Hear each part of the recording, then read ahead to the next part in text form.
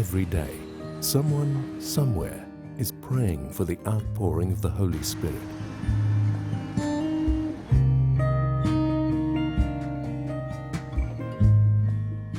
"777", praying at 7 a.m. and 7 p.m., 7 days a week.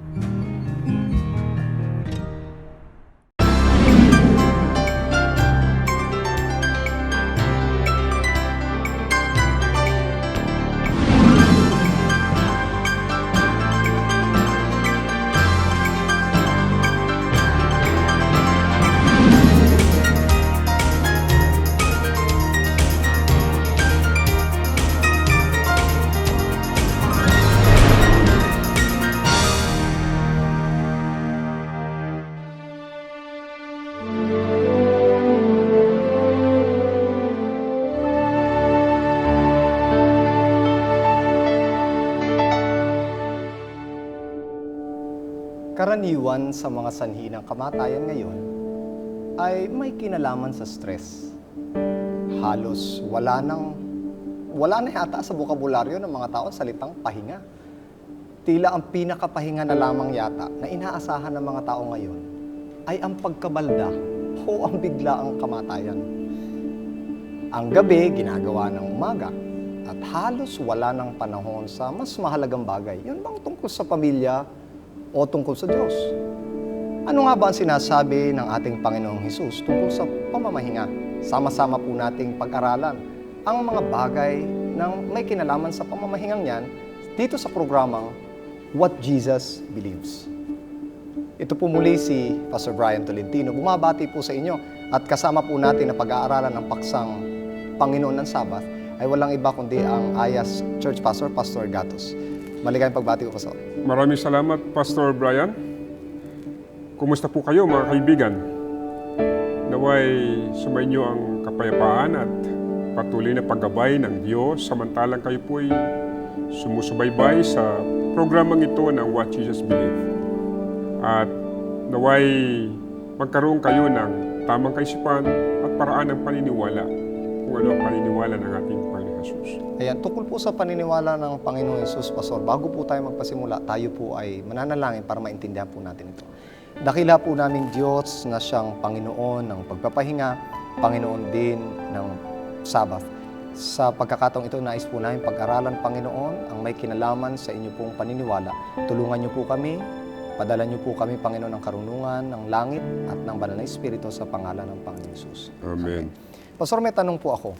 Si Jesus din po ba ay nangilin ng Sabbath? At paano niya po ito pinangilin? Napakagandang tanong yan, Pastor Brian, sapagkat yan ang maraming diskusyon na ngayon ay laganap sa ating sanlibutan. Sapagkat gusto nilang patunayan, sapagkat si Kristo ay nabuhay sa panibagong panahon, yung New Testament times. Ang kautusan na naibigay tungkol sa pangilin Sabat ay sa matandang tipan. Ngayon, ang kanilang paniniwala at pakuwari na kung si Kristo'y nangiling na Sabat, ay marahil kinakailangan din na tayo mangiling na Sabat.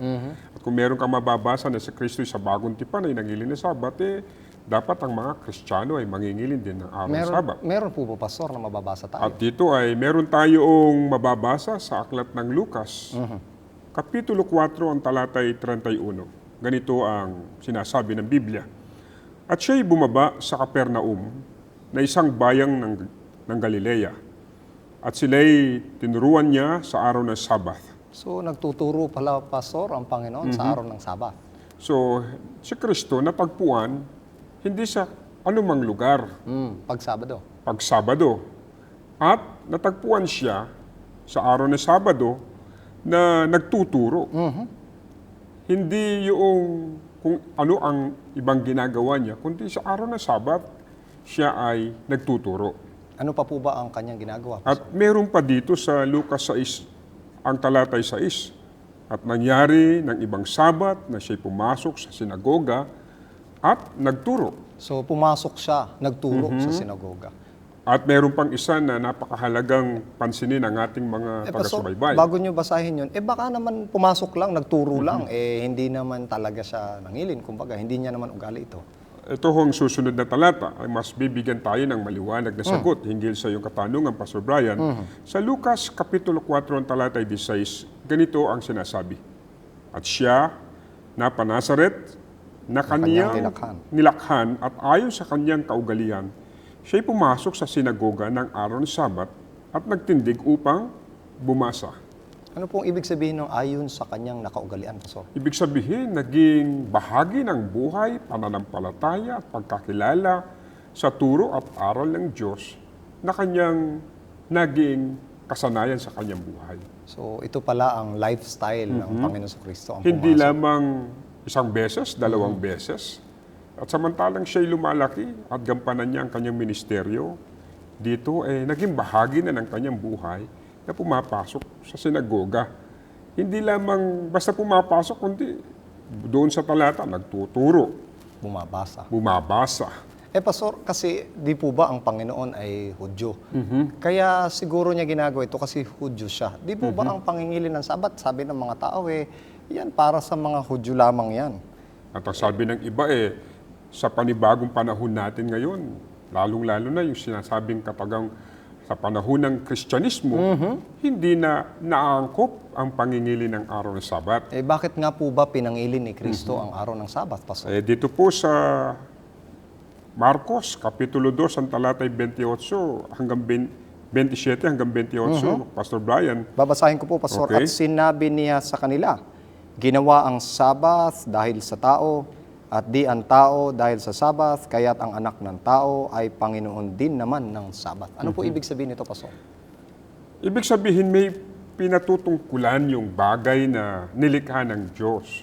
Halimbawa, ang sombrero ba ginawa para sa ano ang sombrero? Hindi ba Para sa ulo para ng sa tao. ulo ng tao? Kung ito'y gagamitin mo sa ibang paraan, ay hindi yun ang talagang plano na paggagamitan ng sombrero. Pero ginawang sombrero para sa ulo, gagamitin ng tao. So lahat ng may ulo, pwedeng magsombrero. Hindi pwede magsombrero. Sa kapanahunan na ang Panginoon ay nagpakilala ng isang utos, na ang wika'y ginawa ang Sabat ng dahil sa tao, at di ang tao ng dahil sa Sabat. Ito'y saklaw ng lahat ng mga buhay na tao na nilikha sa wangis ng Panginoon. So, hindi lang pala Hudyo, Pastor. Hindi rin Pilipino, hindi lang lang Pilipino. mga taga-Korea o hindi lamang Inchik. O hindi lang mga Adventista. Hindi lamang Adventista, hindi lamang kung anong relihiyon mo, kundi lahat na saklaw ng utos na nung ginawa ng Diyos ang araw ng Sabat, ito'y para sa tao. Ano po itong pagkakabanggit dito, Pastor, na ang anak ng tao ay Panginoon din naman ng Sabat? Anong ibig sabihin nito, Pastor? Ibig sabihin nito, walang tinutukoy sa Biblia ang anak ng tao, kundi ang ating Panginoon Jesucristo. Ibig sabihin, siya yung nagpakita, nagpahayag ng isang halimbawa na dapat ang isang Kristiyano ay susunod sa mga yapak ni Kristo. Saan po ba kinuha ng Panginoon Kristo itong tungkol sa kaisipan ng Sabat, Pastor? At ano po ba ang basehan niya ng kanyang pangingili nito? Dito po sa aklat ng Genesis, Kapitulo 2, ang talata ay 3. Subalit bago po natin basahin ang talata, gusto ko rin marinig ng ating mga sumusubaybay ng palatuntunan ito na ang basihan at batayan kung ano man ang nakasulat sa banal na kasulatan ay merong laging pinagmumulan o ugat. Doon sa Kapitulo 2, talatang 3, bago yun ay ipinaliwanag muna ni Kristo ang kanyang paglikha. Unang araw, ikalawang araw, ikatlong araw, ikaapat, ikalima, ikaanim. Tapos, noong ikapitong araw ang wika, siya'y nagpahinga. At babasahin ko po sa inyo ang talatang 3 at ang wika, at binasbasan ng Diyos ang ikapitong araw at kanyang ipinangilin, sapagkat siyang ipinagpahinga ng Diyos sa madlang gawang kanyang nilikha at ginawa. Pastor Brian, dito sa talatang ito ay merong 3 bagay na napakahalagang pansinin ng ating mga nakikinig at sumusubaybay ng palatuntunan ito. Ano po yun, Pastor? Una sa lahat, ang wika at binasbasan ng Diyos. Ang alin po ang binasbasan, Pastor? Yung ikapitong araw. So, hindi po anumang araw ang Yeah, binasbasan. hindi lang pangkaraniwang araw ang tinutukoy kapag tayo ay naniniwala na ikapitong araw ay kinakailangan ipangilin. Bukod pa sa binasbasan at kanya itong ipinangilin. Magkaiba yung salitang ipinangilin at dumalo ka lang o kaya sumamba ka lang. O kaya, ikaw ay pumunta sa bahay-sambahan. Ang pangingilin, ang ibig sabihin nun ay meron kang kaisipan na yung araw na yon, bukod itinangi ng Panginoon, pangalawa, ang isip at damdamin mo ay napapatungkol sa Diyos sa panahon na ikaw ay sumasamba sa Panginoon. At ang pinakamahalaga pa dito ay sapagkat siyang ipinagpahinga ng Diyos sa madlang gawang kanyang nilikha. Dahil At dito sa araw na ito, Pastor, wala siyang ginawa kundi basbasan lang. Yeah. Dito sa araw na ito, makita ang Panginoong Jesus na siya, o makita ang Panginoong Diyos na nagpahinga. Nagpahinga siya, hindi siya gumawa. At dito'y pinapakilala ng ating mahal na Diyos ang tungkol sa araw ng Sabat. Pastor, didiretsuhin ko po kayo. Ano po bang araw? Ang araw ng Sabat. Sa ating kapanahunan ngayon, ang araw ng Sabat na sinasabi nung unang panahon ay kapito. Ngayon ay araw ng Sabado.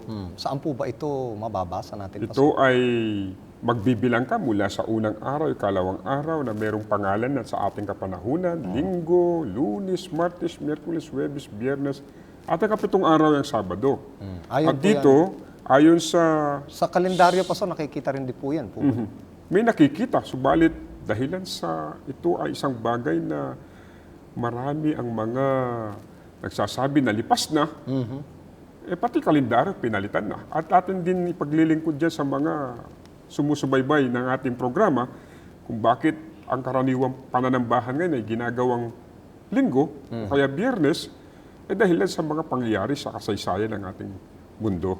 So, Dito saan po natin ito mababasa, Pastor? sa aklat ng Exodo, Kapitulo 20, ang talatay 8 hanggang 11. Basahin ko po, Pastor. Okay. Alalahanin mo ang araw ng Sabat upang ipangilin. 6 na araw na gagawa ka at iyong gagawin ang lahat ng iyong gawain.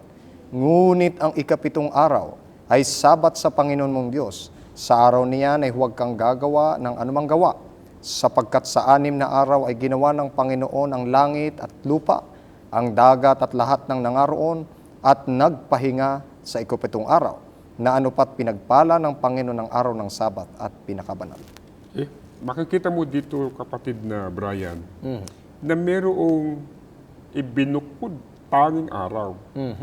Kung sa wikang English, mababasa natin yung remember the Sabbath day to keep it holy. Mapapansin mo, definite yung tinutukoy na araw. Hindi sinasabi ng talata na remember a Sabbath day. Pagka ganon, definite article, di ba? The Sabbath. The ang Sabbath. Sabado. Ang Sabado. So nangangahulugan, meron lamang bukod tanging sinasabi ang Biblia na araw na po pwede nating kilalanin na araw ng pamahinga at araw ng pangingilin, at yun ay walang iba kundi ang kapitong araw. So hindi pala pwede yung, Pastor, na ang Sabbath ko ay ang free day ko kasi Monday. So ito yung Sabbath ko. Hindi maaari yun. Kung mamamahinga ka lang at wala namang prinsipyo ng pananambahan at pangingilin, walang problema yun. Pero kapag ka pinag-uusapan na ang pangingiling at pananambahan, Tsaka kung ano ang banal na kaya araw na at banal, ipinagpahinga ng Diyos, hindi yun po ay yun kukontra na doon sa panuntunan ng Diyos na ibinigay sa tao. Kaya kinakailangan ng tao ay makasumpong siya ng liwanag tungkol sa araw ng pamahinga. Hindi lamang kung ano yung pinili niyang araw, kundi kung ano yung binukod ng Diyos na araw para sa Kanya. Pero Pastor, ito daw po ay sa lumang tipan. Ipinag-uutos din ba o may nangingilin din ba ng araw ng Sabat nung panahon ng bagong tipan? Ito nga po ang isang napakalaking problema ng mga tao ngayon. Dahilan sa mga maling aral na kanila hong napakinggan sa ibang mga mangaral. Na ano pat ang sasabihin, mga kaibigan, na ang pangingili ng Sabat ay nung unang kapanahunan lang. Pero sa ating kapanahunan ngayon, ay linggo na at hindi na ang araw ng Sabado. Mga kaibigan, yun po ay malaking kabulaanan. Sapagkat sa Biblia, panahon din po ito ng bagong tipan. Mababasa po natin ito sa aklat ng Lucas. Ito po ay sa Kapitulo 23, ang talata ho ay 54. Ganito po ang sabi. At nooy araw ng paghahanda. At nalalapit na ang Sabath. At sila'y nagsiuwi at naghanda ng mga pabango at mga ungwento. At ng araw ng Sabat, sila'y nagpahinga ayon sa utos. Ano po ang ibig sabihin nito, Pastor? Ibig sabihin, Kailan po ito nangyari? Ito'y nangyari sa panahon ng ating Panginoon Jesucristo ay kalilibing lang. Naroon sila. So ito yung Biyernes Santo. At pinagmasdan nila ang pagkalagay ng kanyang bangkay sa libingan. At nung malalapit ng Sabat, sila'y nagsipag-uwian na. So Ibig ito po'y sabihin, araw ng Biyernes Santo. Ito araw yung araw ng Biyernes, paghahanda. araw ng paghahanda. Na ito ang wika, sila'y naghanda ng mga pabango. At nung araw ng Sabat, ibig sabihin, nung ora mismo na Ng araw ng Sabat, ang sila'y oras ay araw na ng Sabat, yun ay paglubog na ng araw, sila'y nagpahinga ayon sa utos. Ibig sabihin, meron silang referensya. Ito siguro yung sa Exodo. na Yung sa binanggit nyo Exodo, kanina. wala namang sasabihin ng Biblia na sila'y nagpahinga ayon sa utos kung wala silang pagkakilala kung ano ang naibigay na utos noong mga panahon na yon.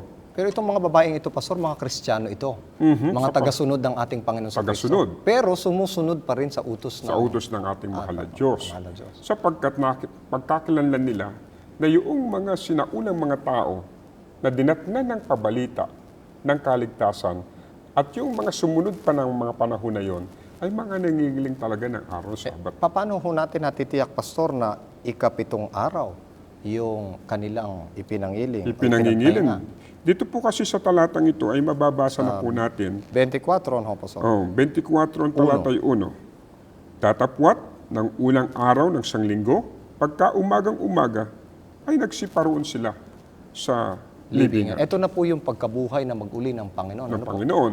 Hindi na sila nangilin. Iba yung lugar na kanilang pinuntahan. Sa halip na sa lugar ng pananambahan, sila'y nagtungo sa sementeryo para tignan Ang libing. ang libingan. At ito na yung pagkabuhay ng Panginoon. At Anong yun araw ang po ito, Pastor? Yun ay unang araw sa ating kapanahunan, yan ay araw ng linggo. So kung ang unang araw, Pastor, ay linggo, ang Lunes ay pangalawang araw, Pangatlo ay Martes. ang katapusan nito ay Sabado, Pastor. Yan ang ang ikapito. ikapitong araw. At ito rin ay maraming mga bumabati ko sa araw na ito ng pamahinga. Ang wika yan naman ay nagkataon lang na Sabado ang pagpapangalan ng mga araw. Tandaan natin sa kasaysayan ng ating daigdig, kahit na noong magkaroon pa ng araw na pagpapangalan sa mga dumarating na mga araw, hindi nagbago yung cycle. Hanggang ngayon, lahat ng Yeah. mga lingwahe ay ganun pa rin, Sabado, Sabat, Sabaton. Kaya nga, linggo, kahit na sa dictionary, makikita mo, yung Sunday ay unang araw ng sanglinggo. At ang Ang Sabado naman, Sabado ay ikapitong araw ng sanglinggo. maganda po yan, mga minamahal po namin mga tagapakinig, na buklatin po ninyo mismo yung inyo po mga kalendaryo, ang inyo pong mga, kahit ang internet, i-google ninyo at tignan ninyo kung ano ba talagang araw, ang una at ikapito. Bagamat ngayon, Pastor Brian, merong mga kalendaryong na ililimbag, na ipamimigay, ang unang araw ay Lunes na. Dahilan sa ang kanilang paniniwala ng unang araw ng pagpasok sa paaralan, unang araw ng pagpasok sa mga opisina. Pero hindi ito yun sa Biblia. Pero hindi yun ang sinasabi ng Biblia. Palitan man ng tao ang pagkasunod-sunod ng mga araw, hindi tayo maliligaw sapagkat ang Biblia ay merong ipinapakilalang araw at yun ay ang araw ng Sabado na dapat ipangili ng Kailan tao. po ba nagsisimula, Pastor, ang araw ng Sabath? Anong oras po ba ito nagsisimula? Dito sa aklat ng Levitico 23:32, magiging Sabat na takdang kapahingahan sa inyo mula sa pagkalubog ng araw hanggang sa muling pagkalubog ng araw ay pangingilin ninyo ang inyong Sabat. So hindi po pala oras ang pinagbabasihan nito, Pastor. Yung paglubog ng araw sa ika-6 na araw na sinasabi ng Biblia ay araw ng paghahanda, yun yung unang oras ng Sabat. Napakarami po nating natutunan. Sa lahat po ng mga tagapakinig natin, bagaman niisip-isip po ninyo siguro panibago ito sa inyo, pero sana ay makuha natin kung ano pong ibig sabihin ng lahat ng binabanggit sa Biblia at ang paniniwala ng Panginoon. Pakinggan po natin ang ilan po sa mga paalaala at babalik po kami sa inyo.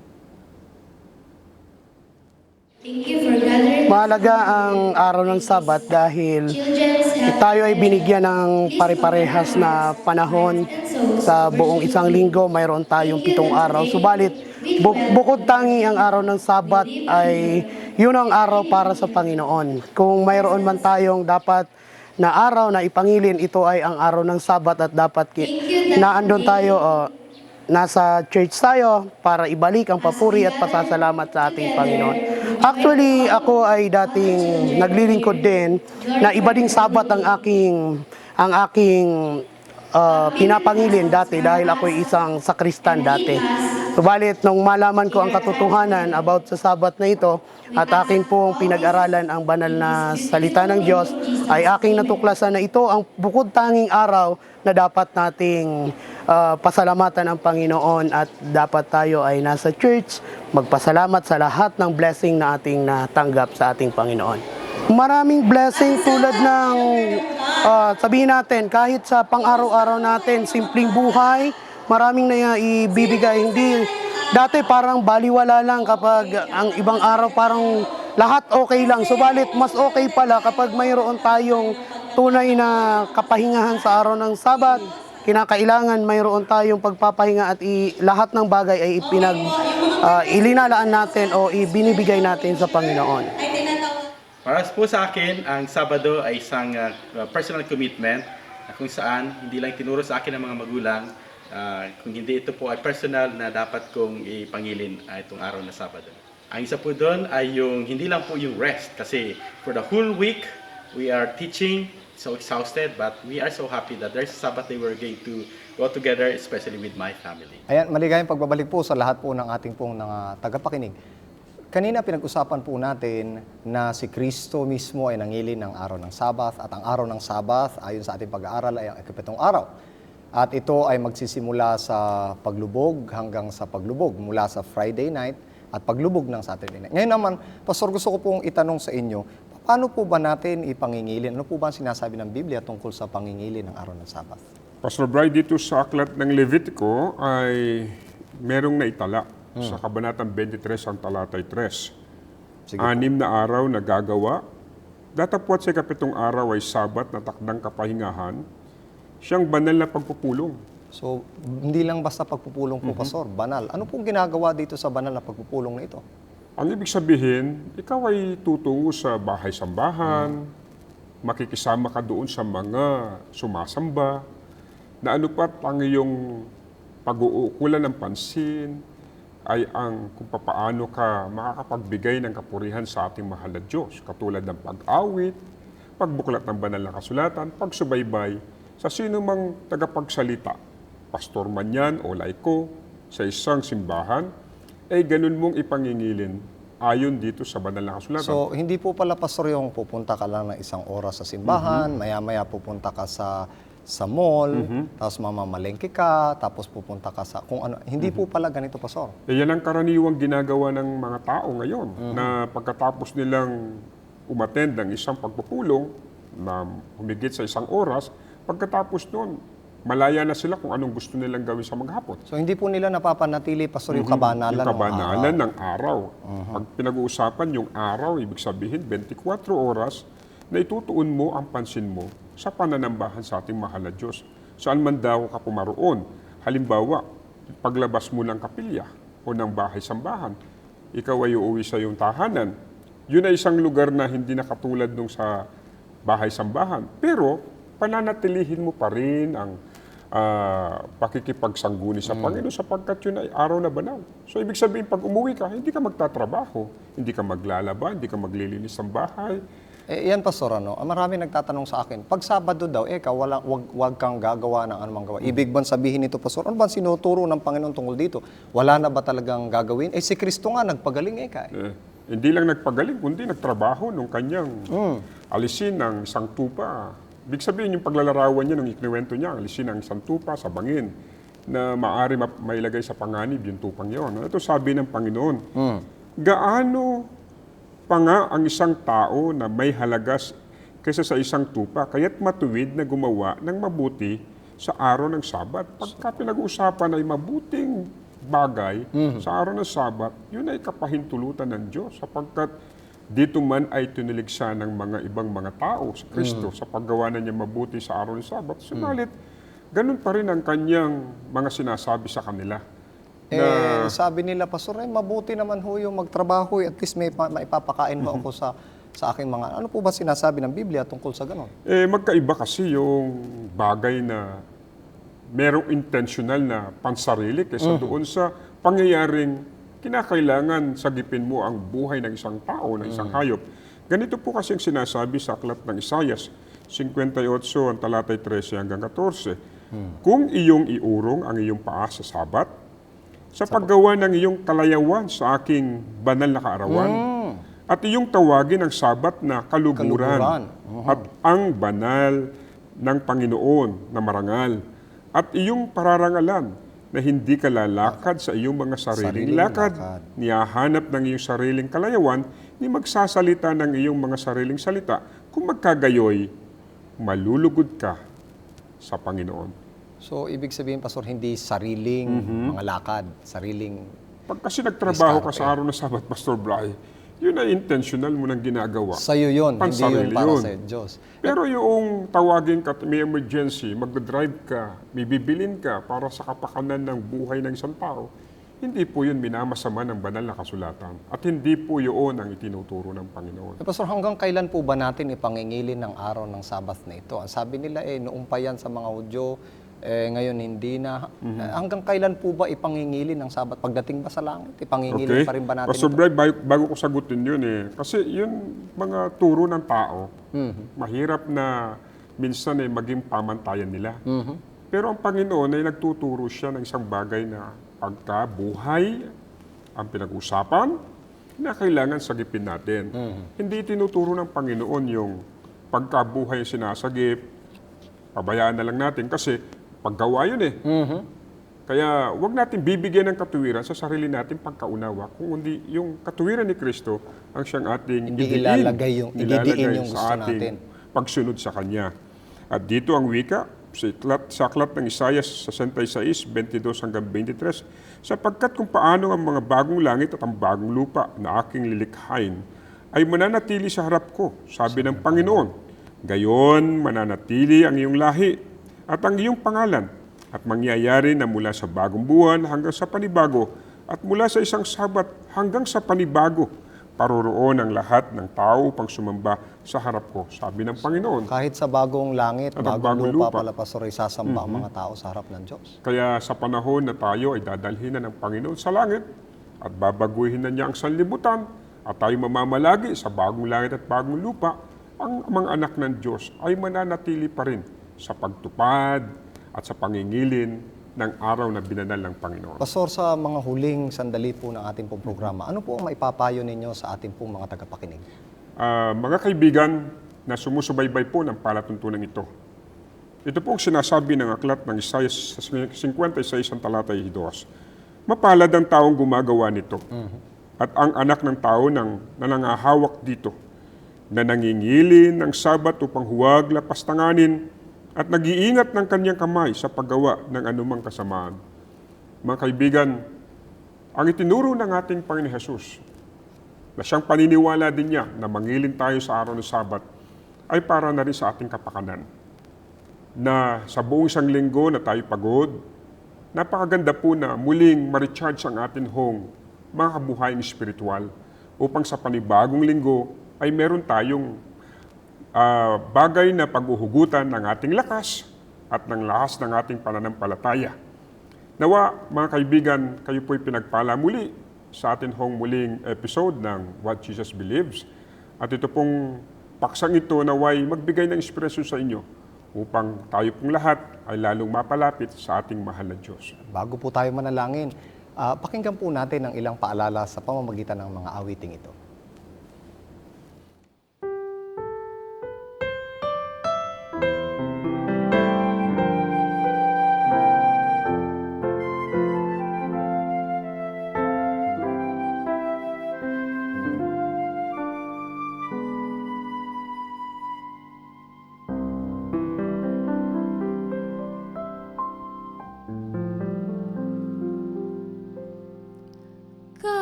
Kahangahan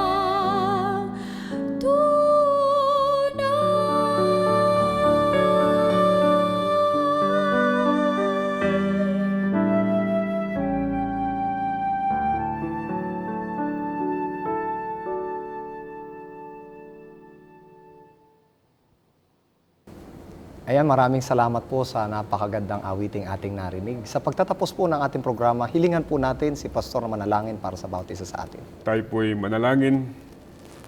Mapagpala po naming Diyos, sama naming banal, nagpapasalamat po muli kami na naipahayag muli ang inyong salita. Amen. Hinihiling po namin na inyong patuloy na patnubayan, pagpalain ang lahat ng sumubaybay ng palatuntunan ito. Yes. Ng aming pong mga kaibigan na nasa ibayong dagat, naway maranasan po nila na mangilin ng araw ng Sabat, magpahinga sa kanilang mga gawain, upang sa ganon maranasan nila ang kabutihan ng Panginoon, samantalang sila'y sumasamba sa inyong araw ng Sabat. Yes, Lord. Alalahanin po ninyo, Panginoon, ang palatuntunan ito, at naway sa marami pang mga pagkakataon, ang mga tao naway makaramdam ng inyong lunas at patuloy na paglingap sa kanilang mga buhay.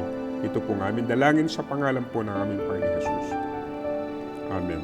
Ayan, hanggang sa muli, ito po si Pastor Brian Tolentino. Nag-iiwan sa inyo ng kaisipan na kung si Jesus ay nangilin ng araw ng Sabat at kayo naniniwala kay Jesus, paniniwalaan nyo rin ang paniniwala ni Jesus. Hanggang sa muli, dito po sa programang What Jesus Believes.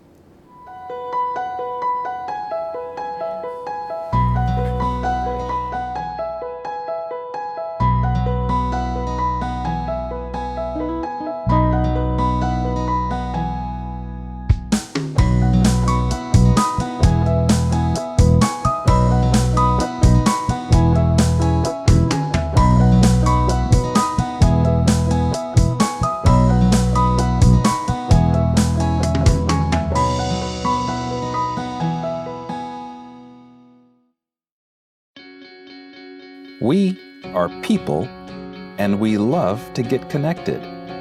We connect as families because of birth. We connect as friends because we click. And we connect as communities because we care. Seventh-day Adventists are people who connect in communities called congregations, which in turn connect to form conferences, who connect together to form unions, divisions, and the General Conference. Why do we connect?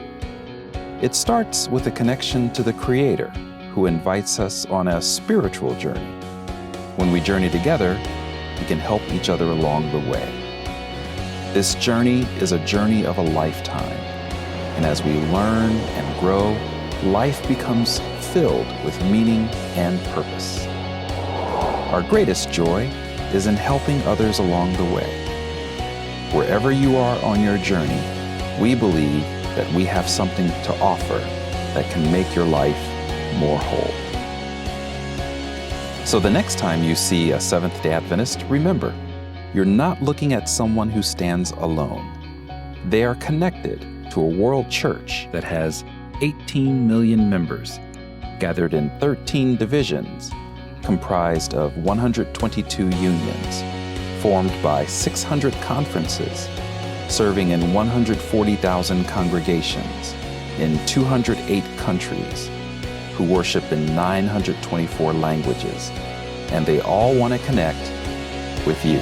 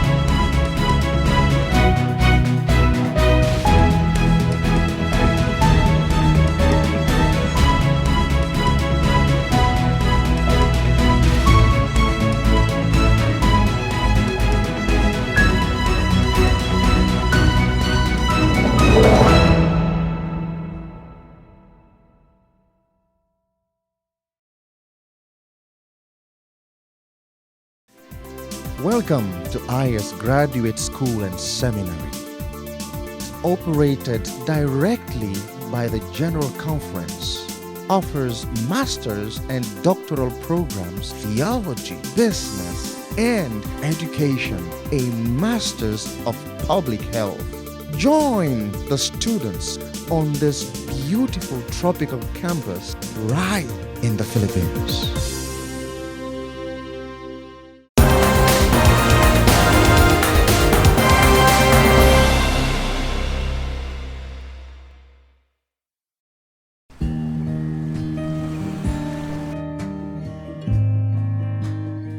Every hour of every day, someone somewhere is praying for the outpouring of the Holy Spirit.